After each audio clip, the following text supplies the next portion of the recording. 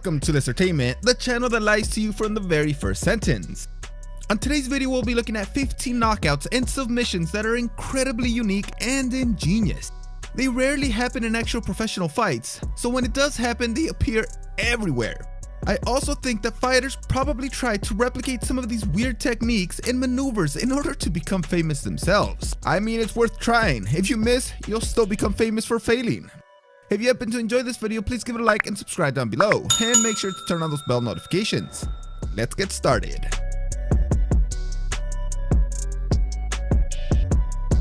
Let's start out with this amazing move by Raymond Daniels during his fight at Bellator Birmingham when he was facing off against Wilker Barrios. Nice spinning body kick. This was only Raymond's second MMA fight since he was fighting in kickboxing for over 12 years. What must have Barrios been thinking during all these spinning moves? Oh crap, is he gonna do this crazy spinning kick on me? Is it this one? Is it this one? Let me just move back so I'm not on every news show around the world. Then he just got clocked by a massive right hand that put Barrios to sleep.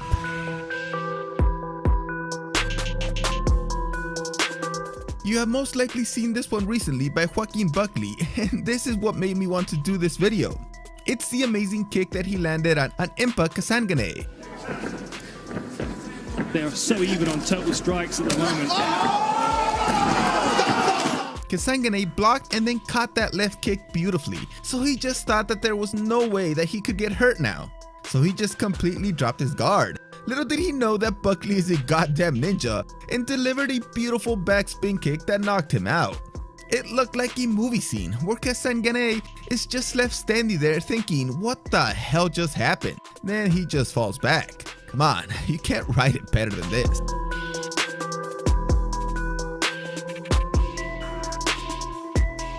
Here we have this fight between winner Dustin Kempf and the guy getting embarrassed, Lyle Sansusui. Lyle doesn't want to step out. Okay, so the fight didn't technically end with this amazing roundhouse kick from the ground, but it's such an amazing move and unique move that it has to be included. Plus, this was the start of the end for poor Lyle since he got choked out soon after. Just look at how he ends that move, just like he's breakdancing. He must have done it at some point.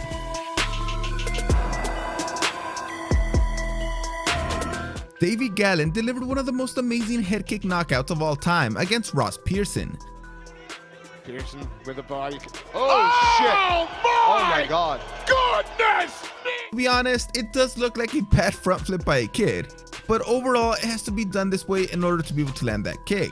Pearson read it somewhat right since he jumped back as soon as possible, but he left his head hanging out there right in front since he thought Gallen was going for a takedown and just got caught by the really hard kick.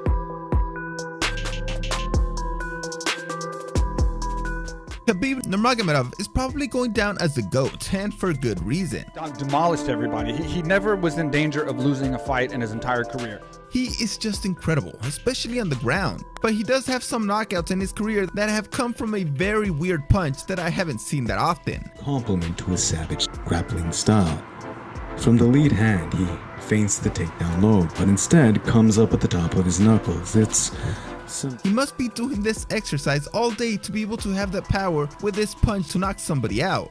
It's kind of like a hook, jab, uppercut all mixed into one single punch. And since it's rarely seen, his opponents don't really know what's coming and how to protect themselves. Either way, he's done it quite a few times.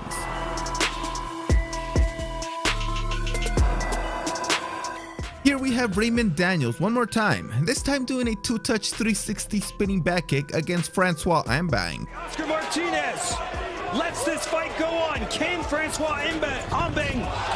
Oh, what a shot! Just a few seconds before this, Daniels had knocked Ambang down after a brutal exchange. Fighters exchanging, down goes Ambang! So after he got up, he was still a little out of it and just took this brutal kick. It's just such a great kick because he throws the first kick low and it does exactly what it was meant to do, which was to make Ambang drop his left hand. So when the second kick comes to his head, it's wide open for that spinning shot.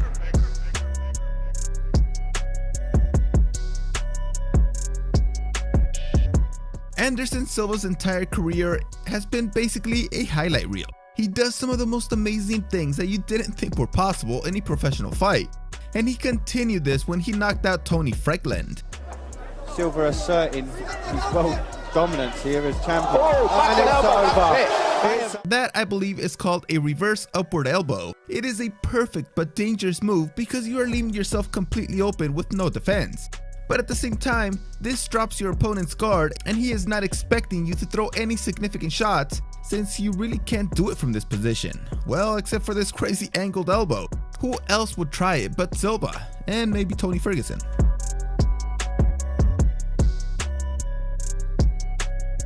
I don't know who these guys are, but this move is absolutely amazing. Yeah, you just saw this guy kick lift this guy right off of him, right into an armbar. Not only that, the other guy tapped out almost immediately, which makes it even more impressive since the armbar landed so perfectly.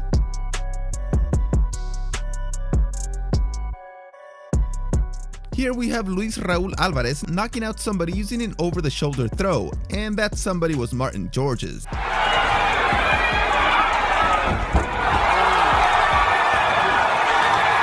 It's not really a standard over-the-shoulder throw since Alvarez just dropped down and pulled Georges right onto his face.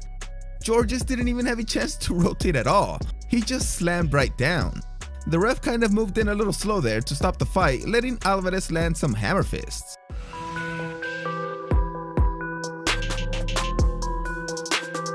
This is a pretty long ass submission attempt by Richard Hell, and it's a move that you don't see that often against Nick Fekete. Memorable in Bellator history. Fekete now turning triangle and he's going for it. Could we see another one? He put his hips in. He's out. That is it. He's just hanging in there like a baby monkey. Maybe Fekete should have just thrown himself back onto his back and hoped to knock out Hell by landing on his head. But he didn't, and Hell just kept working until he was finally able to lock in the reverse triangle choke and finish the job.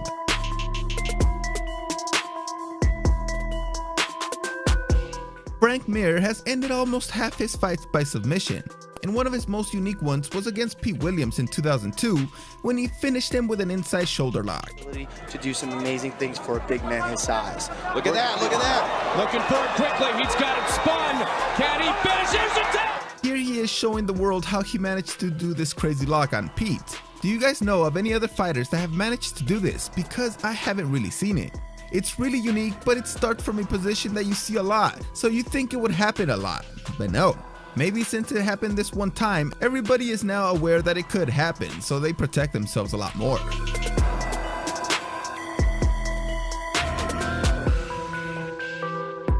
Now we have Peter Graham, who looks extremely tired in the third round of his fight in 2006 against Badr Hari.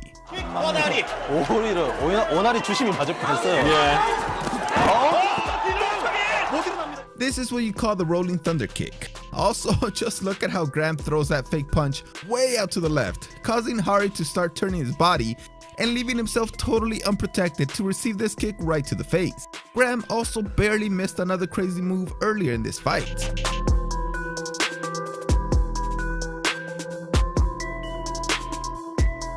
Have you seen these videos? Oh my gosh, I'm going to stand behind you and get this stick. Go, yes, now. Oh, wow. Well, that kind of happened in an MMA fight between fighters that I could not identify. You can just see the desperation on the winner's face, just thinking, damn, how hard do I have to squeeze this guy for him to tap out? And then he never tapped out, but his eyes started to get really wide. So the ref had to step in and just stop the fight, since there was no escape from this guy's thighs.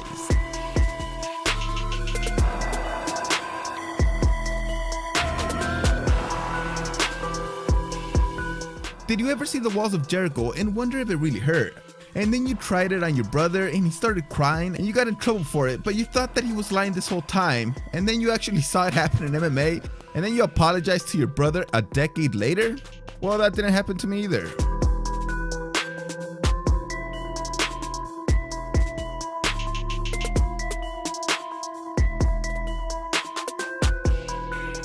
The worst part of this video is this stupid face and thumbs up given by Joe Nomiers as he puts his opponent Aaron Jones into this extremely weird but embarrassing move because it's famous as a pretend wrestling move.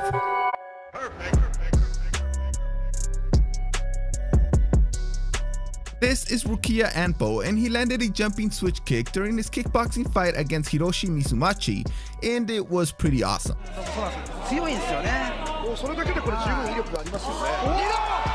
Just look at the air he got. The kick also had to be perfect because Hiroshi also threw a kick that almost blocked the second kick from Anpo, but it barely got around it. It was also delivered with so much power. Many fighters would probably try to stop the move after the guy did something unexpected, but Anpo was set on it and got the knockout. Sometimes fighters just have to pull out some moves that they have practiced only once in order to break a deadlock fight. Or sometimes they see the opening to try some weird ass shit and they just go for it, and they were able to pull out some crazy moves that makes them pretty popular for a little while. Thanks for watching this video. See you next time.